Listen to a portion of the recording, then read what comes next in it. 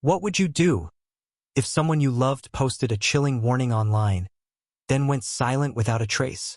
It was the kind of post you scroll past at 2 a.m., half asleep, phone screen glowing too bright in a dark room.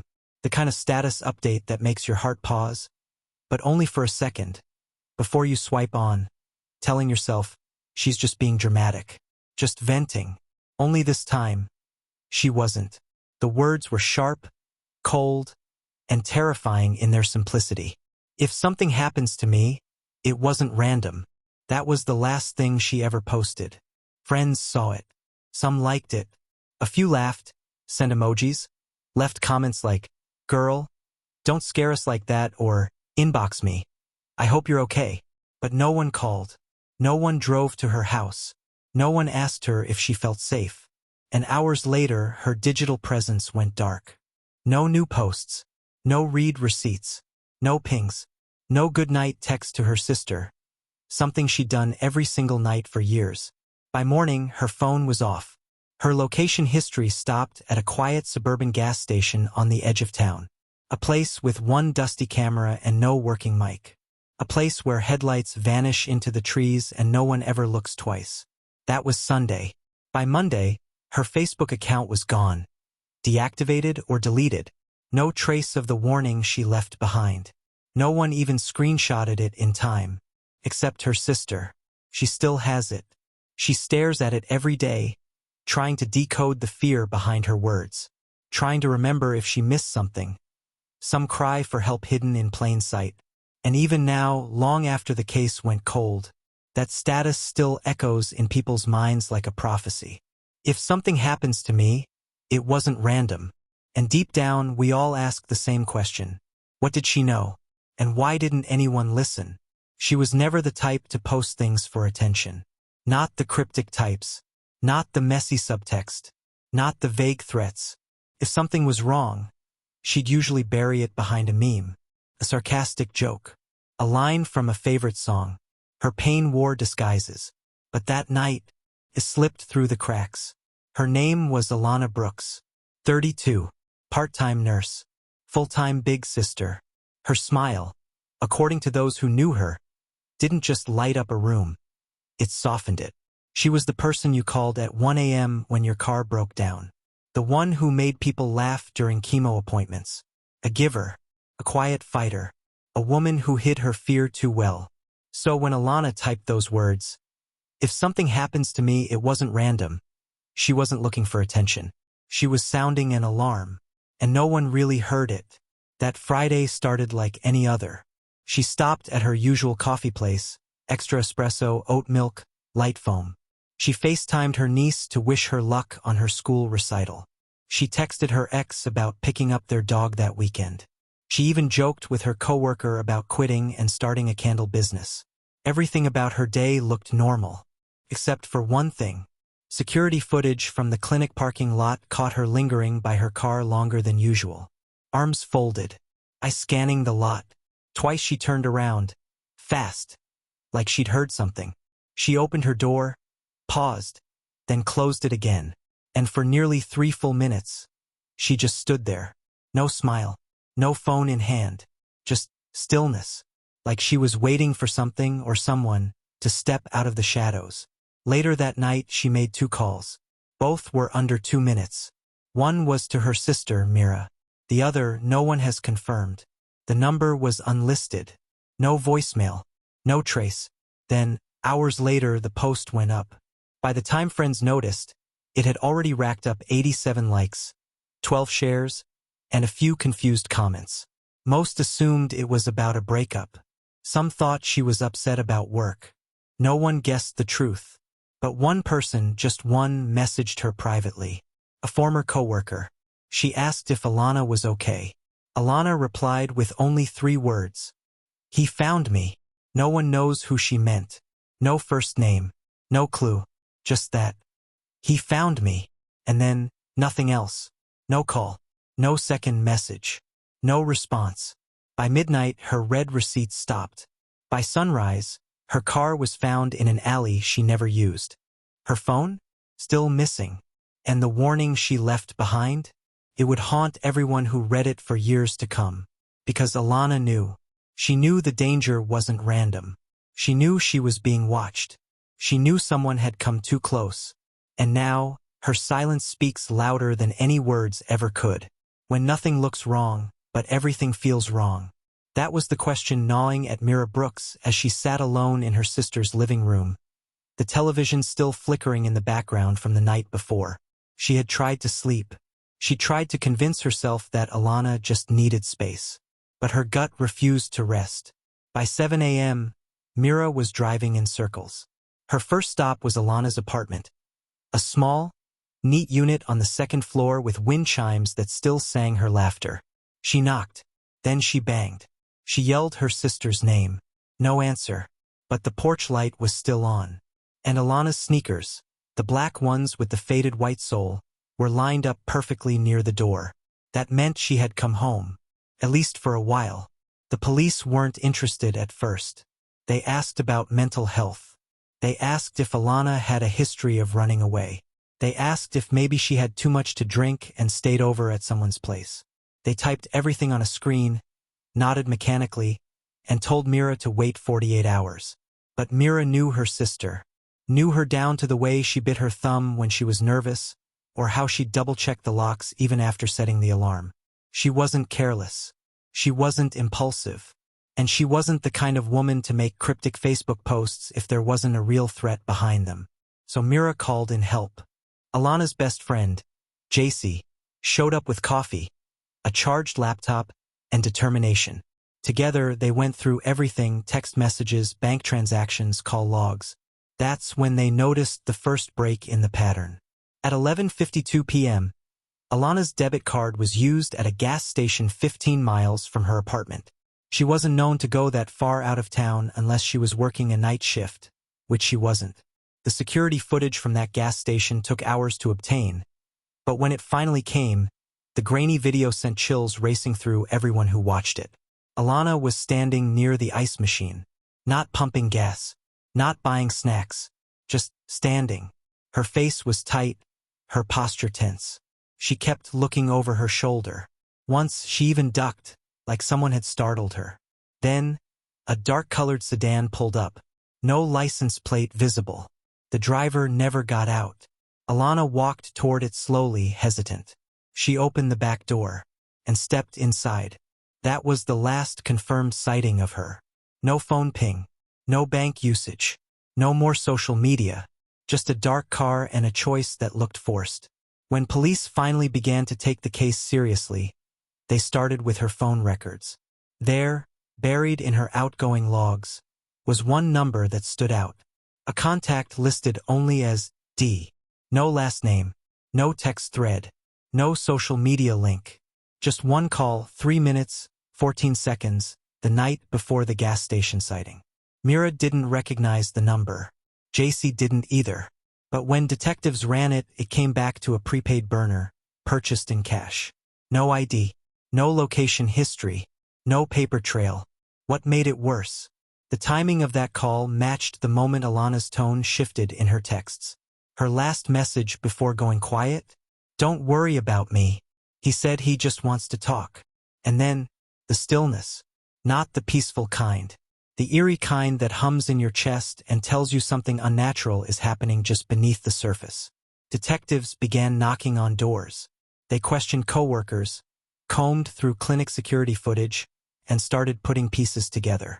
A former patient had shown an unhealthy interest in Alana months prior. He'd requested her specifically every time he visited. He once left a handwritten note at the front desk when she was off. "Tell her I haven't forgotten." But that patient had moved out of state. Or so they thought. Records showed his name, Dean Holloway, had popped up in the area just 3 weeks before. He'd been ticketed for a traffic violation on a road not far from where Alana's car was later found. The pieces began to align. Her Facebook post, the gas station footage, the mysterious burner phone call, and the patient who was supposed to be gone. Something was tightening around this case. A thread pulling closer to the truth. And while the police started building a profile, Mira was clinging to a single hope, that whatever had happened in those final moments, Her sister had left something. Some kind of sign. Some kind of clue. Because Alana had always believed that when people are scared enough, they try to leave breadcrumbs. And Mira was determined to follow every single one. The post was still up. Pinned. Shared. Echoed. Her face, lit by sunlight, smiling hopeful, stared back from every phone screen in her neighborhood. Her city. Her sister's trembling hands. If something happens to me, it wasn't random. The caption felt louder now. Haunting. The kind of line that grows claws after silence settles. Camille sat on her sister's couch, phone clenched, rocking gently in place, her breath shallow. She knew, she whispered to no one. She knew something. The police had been slow to act. There was no evidence of an attack. No footage that showed a struggle. No shattered glass or red flags. Just nothing. But Camille, she wasn't looking for what was missing. She was watching what remained. The messages. The digital fingerprints. The half-written draft on her sister's notes app. The word he started a sentence that never finished. A text she never sent. A location she typed out, then deleted. Camille had memorized her sister's rhythms. Her typing speed. Her phrasing. Even her favorite emoji. These half-buried signals weren't accidents. They were alarms no one else could hear. She took it to the detective again, her voice raw. She tried to tell us. Someone was watching her. Detective Reyes rubbed his temples. We're still reviewing her social activity. No, Camille snapped. You're reviewing posts. She was hiding evidence in her drafts. The detective looked up. Paused. That was new. She grabbed the phone again. The inbox was clogged with DMs from people reacting to the viral post. But Camille wasn't scrolling for sympathy. She was scanning for shadows. Profile with no picture. Comment that had been edited 4 times. A thread of deleted replies beneath her sister's post. Something was off. Then she saw it, a private message. Sent the night before the post. You said one word, and I'll make sure they don't find you. No sender name. Just a number. The room tilted. Camille blinked hard, trying to refocus. Detective, look at this. He leaned over, took the phone. His jaw tightened. That wasn't in our system. Her voice cracked. Because you're not looking at the messages she never meant for the world. Just the ones she left for me. He nodded. Quietly. Something shifted in his stance. Now he believed her. The air turned heavy. The television in the background blared with a reporter's voice. While the search continues, the post remains online, gathering millions of shares and comments. A digital cry for help that may outlast even the truth behind it. Camille stood by the window watching the street. Every headlight that passed felt like a maybe. The night had swallowed her sister's footsteps, but the internet refused to forget. And Camille? She refused to stop listening. The detective replayed the footage. Again, and again, and again. 4:16 a.m., the gas station camera flickered. A figure stepped out of the shadows. Not her. A man. Hood up. Walk unhurried. Confident. 4:19 a.m., Camille's car pulled into the lot. Headlights cut through the fog like anxious eyes searching for answers. She stepped out. Alone. Wearing a long hoodie, sneakers, and fear etched deep into her posture. She looked over her shoulder twice. Her keys dangled from her fingers, trembling slightly. A moment passed. Then she opened her phone, tapped something. The timestamp aligned with her final post. If something happens to me, it wasn't random. No one else saw it then. But now, with Camille gone and questions rising like steam off the pavement, that message hit like a gut punch. At 4:22 a.m., the man emerged again. Same figure. From the side of the building. He didn't run. He didn't shout. He just walked toward her. Camille froze. The camera wasn't close enough to catch her expression, but her posture said everything. Arms close to her body. Feet edging back toward her car. But then something stopped her. She looked down at her phone one last time. And then, she followed him. She left the gas station on foot. Head lowered. No struggle. No yelling. Just a quiet exit that felt all wrong. The cashier inside hadn't even noticed. He told police, "I didn't hear a thing. She didn't come inside. I thought she was waiting for someone."